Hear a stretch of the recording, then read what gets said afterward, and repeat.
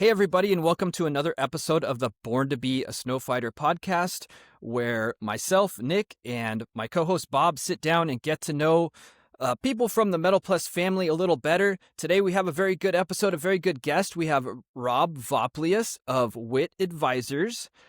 He's here to tell us about WIT Advisors, his history in snow plowing.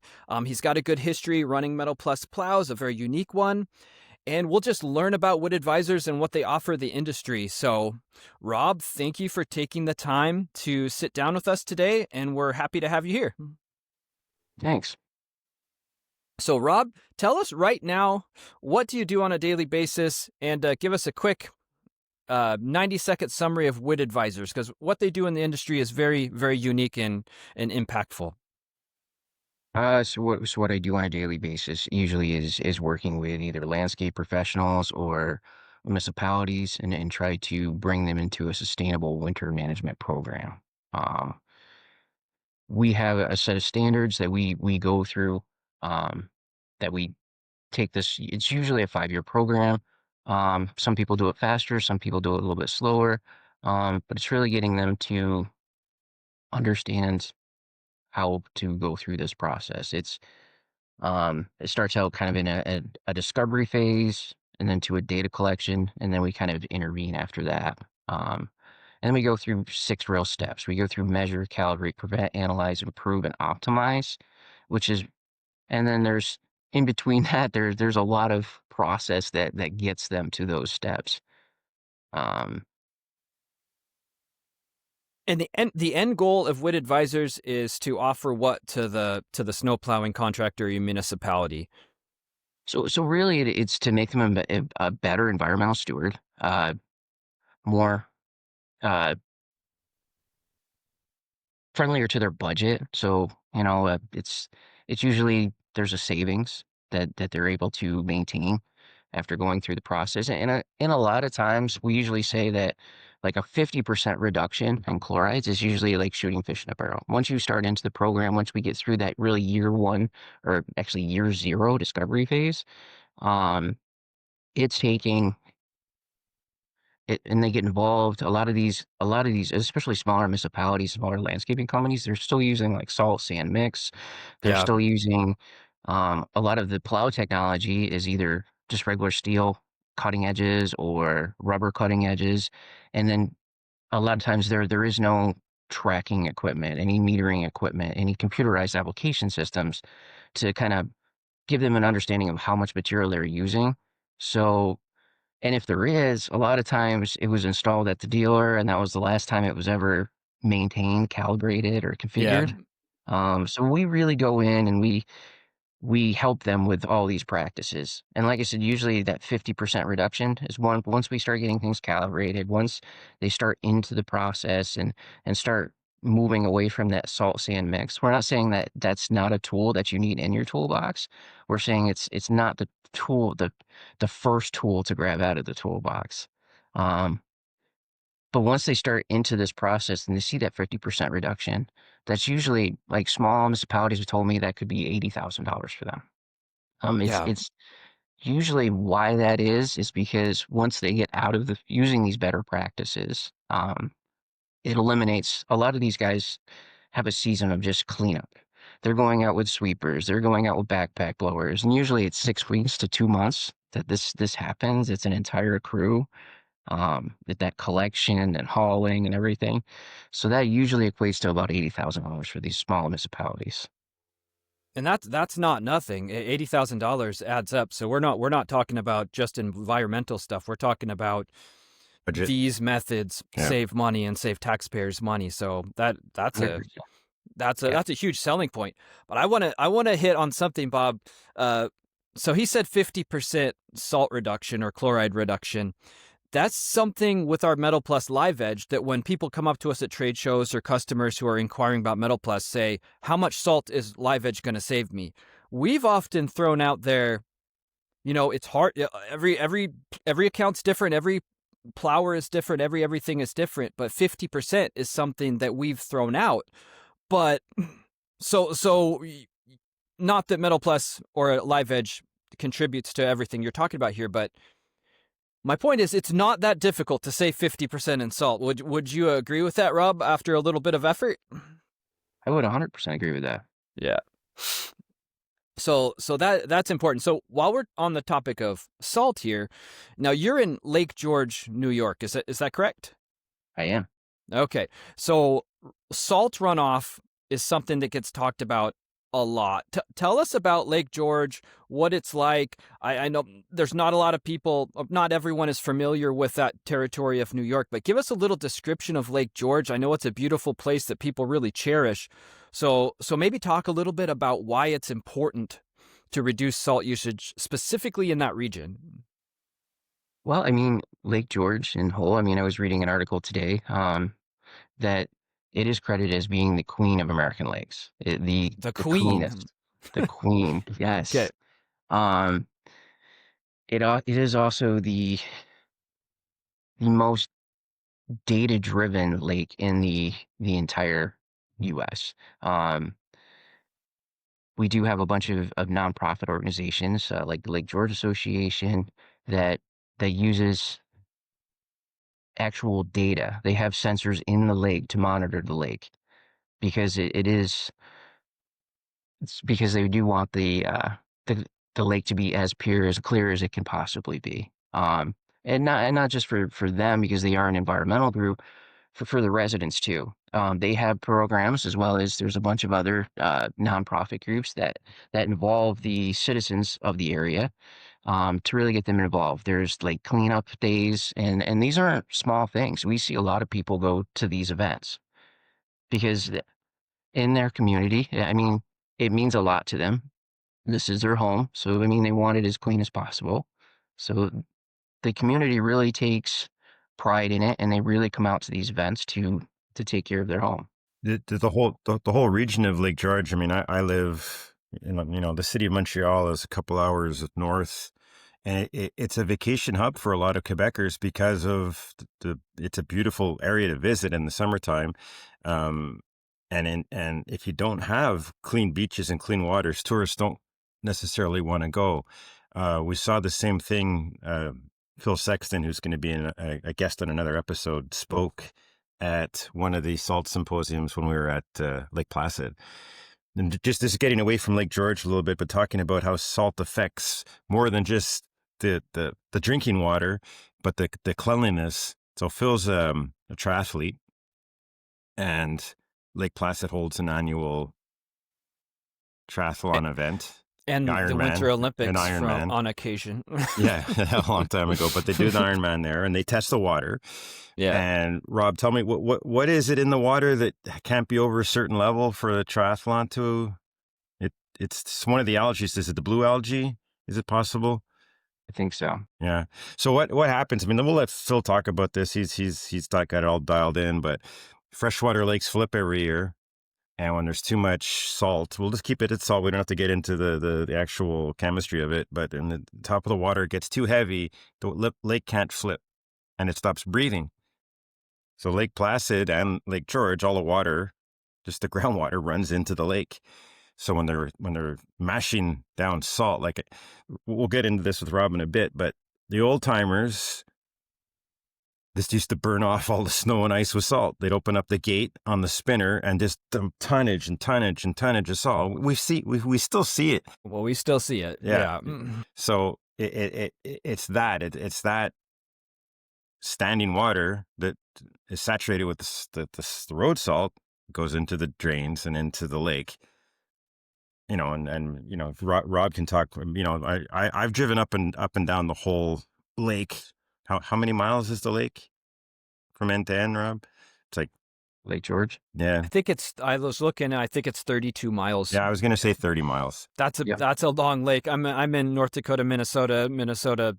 We don't have any 32-mile lakes. We might have 10,000 of them, but we don't have any ones quite that large. So other than the Great Lakes. In this journey up and down, you start, my landing pad was Lake George and Rob's garage, because they were, I think, the first community to have a Metal Pless plow. And then, going north, all the different garages. And these garages literally go from barns, like literal barns or sheds, to like Bolton Landing that's got like a garage, everybody's dream garage, you know, based on the population and the taxpayer money and whatnot. But they're all dialed in to this salt, not all, but Rob, how many, like a lot of them are dialed into helping the lake now. And it's not always a Metal Pless. We always like to say Metal Pless starts the process, right? You know, you get as much snow off before the liquids. But going down really, really opened my eyes, because these guys are talking about, they have cameras set up in shady areas that, you know, on a sunny day, snow can fall off trees and create black ice. They've got temperature sensors on the roads. They've got this amazing calibrations going on their trucks. And it's unique, I find, because it's not always the superintendents, but guys like Rob talking to guys in other garages, like we'll use Matt Coffin as an example. So Matt Coffin, is he back at Hague? I forget. He's back at Hague. So Town of Hague, Matt Coffin, he's a guy that you wouldn't think would be super into technology, calibration and whatnot. But man, did he have his stuff dialed in. He would go from town to town helping other guys out. It was such a collaboration. And I think, again, we'll go to Paul Vanderstaan. He stood up in front of everybody at one of the salt summits at Lake George, and he just said, I'm not going to talk about Metal Pless. I'm not going to talk about me. I'm here to talk about you guys. And he just started clapping his hands going, you guys, the blue collar guys, are the guys that are making this happen in a community that cares. Like, everybody cares. Everybody was dialed into it. And it was it was a real eye opener for me. And it's fun driving up and down that stretch, because everybody really likes their plow. And a TruckMaxx is a different beast than a Max Pro or whatnot, because sometimes you get an operator and he gets the TruckMaxx on, and it's just like, it's new. I don't like new, you know, and Yeah. They ignore it, or they try to push it aside. But once they go up and down the road a few times with it and realize there's less vibration, forget about the salt savings, just the operator comfort. Well, they don't feel the plow anymore. They're like, wow, this is nice, you know, and for the typical contractor that's listening, they're probably not too familiar with the TruckMaxx. They're more familiar with our wing plows that go on skid steers, wheel loaders, etc. But in this situation, we're talking about a live edge plow, a TruckMaxx that goes on a 10 or a 12 wheel dump truck, which is a one way, which is its main goal is clearing streets, you know, semi-residential, not highways, but clearing highway or clearing town streets in these small towns, correct? We're talking about a live edge on a straight blade, not going 60 miles an hour, but going 20, 25 miles an hour. Yeah. Or less. Yeah. Or less. You know, for people that are watching, you can see Rob's truck when he was at Lake George. Yep, so, there it is in the back. Rob, correct me if I'm wrong again, but you were the first person to run the TruckMaxx in the area? Yeah. You got the first one? So we actually, I'm not sure if it was a prototype or something. I know I went to get parts for it at one time, and it was kind of billed as a prototype. It does look much different than the one that's actually in the background. I think that's a Gen 2. But we were one of the first ones to have it in the area. It was provided to us through one of these nonprofit groups, as well as a bunch of other equipment. But we were one of the first ones to have it. We kind of passed it from truck to truck, operator to operator, to say, oh, this isn't the operator.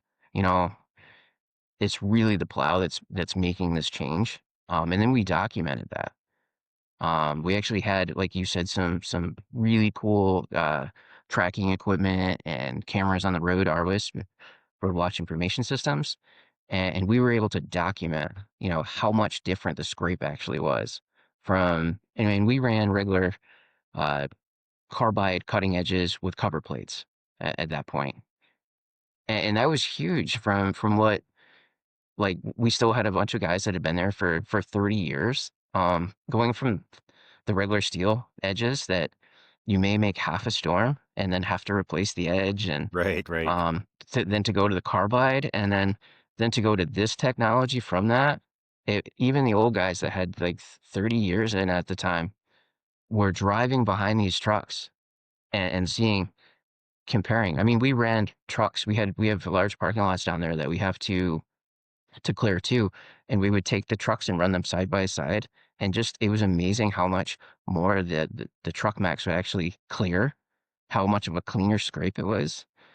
Um, we always like to say that it's like shaving with one of those razors that's got multiple blades compared to just a regular straight edge, because of how much less.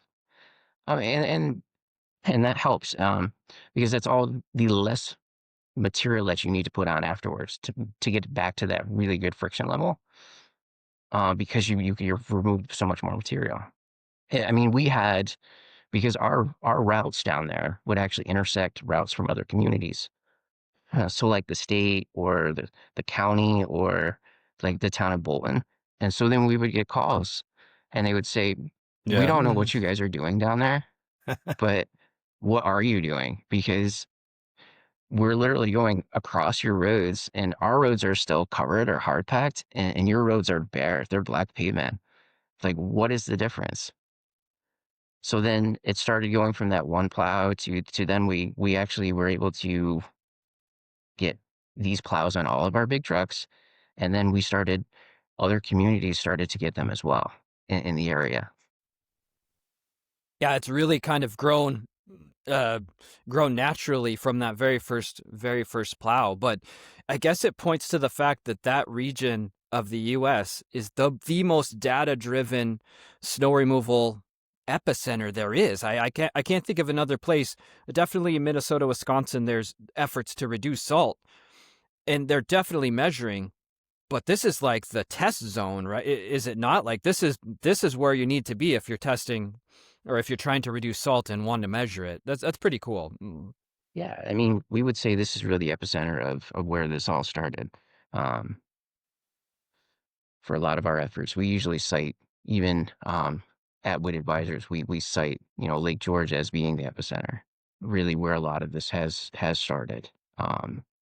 I mean, in this truck behind me, I think at one time I had 6 different systems in it, all working at once, just to collect data. Some people are going to hear that and go, "Oh, not for me." No, it's not for everybody. No, not every truck needs that though. But Rob was the data collector. That's normal. I was testing equipment in these storms, so it was very interesting, and a lot of this was all automated. So it's not like I was sitting there like an octopus with 7 different hands trying to operate this thing. No, it's all automated. It was collecting the data as we were going down. At one time, this was like a rolling weather station. Oh yeah, that's cool. Really interesting. And I think things have changed in even the last 4 or 5 years, where the pushback against even Metal Pless wing plows was it's too complicated. Now it's been accepted, and people are looking, even contractors are looking at that next level. Like, what can I automate? What can I automate with my salt applicator? What can I automate with, what can I automate with my brine?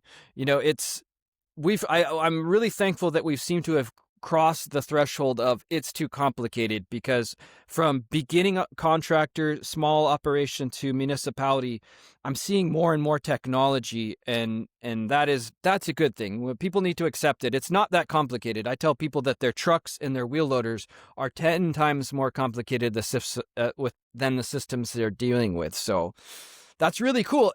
To back up a little bit, it must be though that at this epicenter of salt reduction, snow efficiency technology here, someone must have seen a Metal Pless plow and thought, that is the system that is going to scrape the best. And that was plow number 1. Can you remember meeting someone from Metal Pless, Paul and Rob Vanderson, I believe? Well, do you remember that first meeting, or how the first plow arrived, and any stories behind that? So the first time we actually saw it was at the Salt Summit, the very first Salt Summit. Where we actually watched this thing go around and watched the edge move. And I had a very forward-thinking superintendent at the time. He had just taken the job and really wanted to leave his mark. So he started researching brine and liquid deicers. He looked at this technology and said, "Okay, I'll try it. Come up to my shop and prove it to me. We'll put it on my truck. As long as you can show me that this is the wave of the future and that this is good, we'll move forward, but prove it to me. I mean, and that's the way he did everything. Willing to try, but prove it to me. So that's what we did. We brought it up there. We tried it, and it was sold. And then that first, when we met Rob and Paul, again, it was a little hesitant because it's like you said, it was something new that wasn't adopted, and there was a little bit of pushback. Like, oh, come on, that thing's not gonna work. Look how complicated it is. You've got all these edges and everything, and it's just too much. Um, but after we ran that thing around, and like you said, how much less fatigue that the operator felt through the truck because of the soft trip edges, as well as how much better it scraped, which led to efficiency, because then that truck was actually getting done faster because it was more efficient. Because in a lot of instances where other trucks were dealing with hard pack, this truck didn't have to go back. And they didn't have to go back and make that extra round. So it was huge. So then the next meeting with Paul, it was like, welcome arms accepted into our shop. Let's talk about more.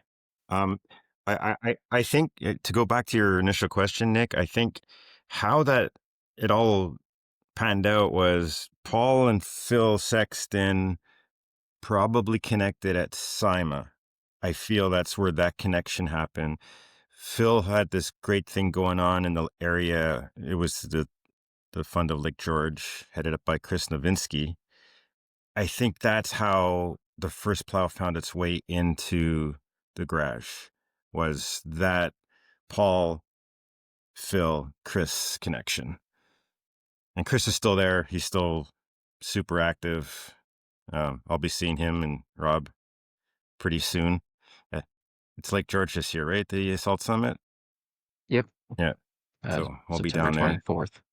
So if you want to go somewhere and learn everything you need to know about, maybe not everything you need to know, but maybe see how people are doing it in a very forward-thinking way, that might be something you want to think about. Yeah, and you don't have to go because they stream it.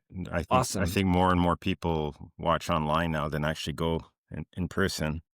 It's the locals that go. That's cool. Rob, one of the things I want to hit on that you said a minute ago was when they were first using the EDGE TruckMaxx, they had to take fewer cleanup passes, and that kind of gets me into maybe talking about what you guys measure now with WIT Advisors, because I've read some stuff that Phil has written, and it's interesting to think about. The environmental impact isn't just about salt reduction, which is obvious. We don't want salt in our water. I think everybody agrees with that, no matter what your view on the environment is. We don't want salt in the water. That's bad. But it's all of the other inputs. Like when you scrape clean, you don't have to make a backup pass. When you don't have to make a backup pass, you don't have to have extra trucks. When you don't have to have extra trucks, you don't have to have extra fuel. When the extra trucks aren't running, there's less emissions from those extra trucks. I've read some interesting stuff where it tries to take into account all of the environmental factors. Is that something you guys measure today? And maybe talk a little bit about the efficiencies you're looking for with WIT Advisors. Yeah, 100%. So yeah, I mean, that in a nutshell is what we're looking to do. We're looking to provide a very high level of service.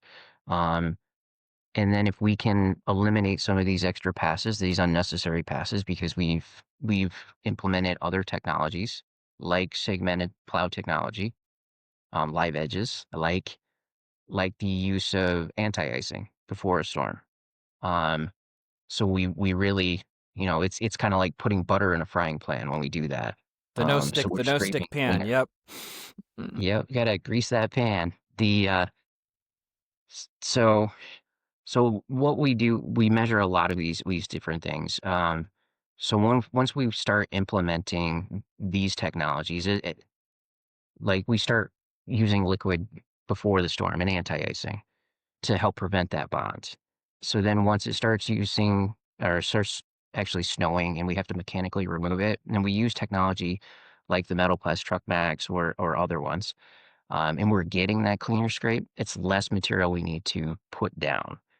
Um, and then using these calibrated computerized application systems, um, where we're putting the same amount of material all the time. They're also GPS ground speed in most cases, where it doesn't matter how sleepy the operator may be, though we don't want them out there when they're tired, but it happens. Um, Yeah. but even the best operator becomes fatigued after a while and isn't going to perform at the same level as he would when he's fresh. These computerized application systems don't care. They're always going to put out the same amount of material. When you start, they start. When the vehicle stops, it stops. So it really saves a lot of material, and it saves that. And using these practices to go through a storm and making data-driven decisions as you go, with technology helps not only, like we were saying, to be better environmental stewards because we're using less material. Less of those chlorides are going in, and not just chlorides, other things are going into our reservoirs and our lakes and our tributaries to lakes, streams and stuff, as well as contaminating soil. We actually had another community that was working on because of air quality. If we Makes use less sense. Yeah. material, that's less Yeah. material that we need to stockpile. So he actually contributed, not only the air quality from because of the vehicles running during the storm, but all the trucking to get the material to the place also contributes to the air quality. So it's really, these are everything. I mean, we're definitely looking at soil quality. We're looking at water quality. We're looking at air quality now. Um, and all this things. I mean, it sounds like a lot, but a lot of it becomes automated. And what this does, there is an initial investment in some of these things, but what happens is eventually you become fiscally more responsible and you have more money in the end a lot of times because you're saving money overall. You're making these decisions that may be different because now you have the data to support your decision. Yeah, it all trickles down from what I gather. Yeah. It's not just about reducing salt, which it is to begin with, but using these methods, it's more it's happier operators, fewer man hours, fewer inputs on vehicles, fewer inputs on fuel. It just trickles down forever, and ultimately it pays for itself pretty quickly on the governmental side. It's Well, just and then on the private side too, because if you are reducing, especially if you're in a seasonal contract, um, you're able to be more efficient, becoming more efficient, and you still maintain that very high level of um, service. You and you did eliminate that round. That's one round that now that you know the service and that trucks last longer. It's a little bit longer between oil changes. The tires are going to last longer. All your cutting edges are going to last a little bit longer. Um, so you're really prolonging the life of all your stuff as well. So let's talk about this. This is where I really wanted to go. Since the majority of Metal Pless owners and majority of listeners are on the commercial private contractor side, what would you say? This is something we hear at trade shows, which is here. This is maybe exaggerated a bit, but what would you say to this person? They come up to us at the trade show and they go, "Metal Pless Plow, I know you're the best, but I can't use you." And we say, "Oh, that's interesting. Why not?" And they say, "I make money spreading salt. I make money spreading sand. If I'm more efficient, I bill all my contracts are time and materials hourly. I make less money if I were to be more efficient." Tell us what you would say in your sales pitch to a contractor in that world, because as I've seen it, that still exists, but it's dwindling. What do you offer that contractor? Well, definitely having a piece of equipment that lasts the test of time is great. These plows are constructed much differently than most. The engineering that goes in them. actually does provide them with a better scrape, understanding that they are time and materials. But I mean, in the next respect, they are time and materials. We have had seasons in the last 3 years where we've had really mild winters. Um, Moving from that time and materials contract to a seasonal contract and using equipment to be more efficient puts more money in their pocket and consistent money in their pocket. Um, you're not worrying about, oh, is it going to snow this year? If it's not going to snow, do I make these investments? It's We're covered. Um, it's really moving out of that mindset of time and materials.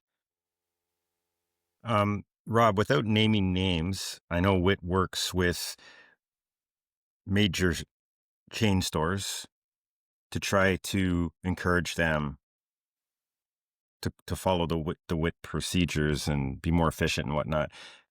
How's the approach? Like, how do you first of all get the foot in the door with one of these chains, and then how do you convince them to adopt your processes? A lot of these, they're seeing they want to be more environmentally friendly, right? They're environmentally conscious to begin with. But not only that is they're seeing destruction to their infrastructure.